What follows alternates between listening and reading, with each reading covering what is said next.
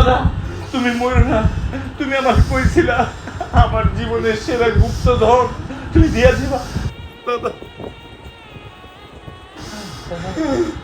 তোর জীবনের সেরা গুপ্তধন তেরো নদী মহেশখালী দ্বীপে কাঠের বাক্স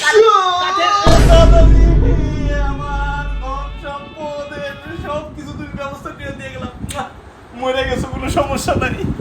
আমি তৎক্ষণাৎ বের হয়ে গেলাম সেই গুপ্তধনের খোঁজে।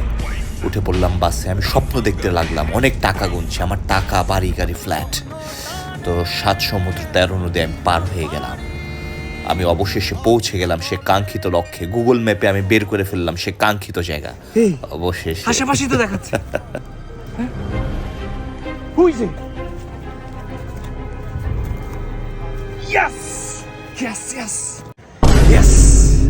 নিশ্চয়ই এটা সেই গুপ্তধনের নকশা। দাদা আই লাভ ইউ।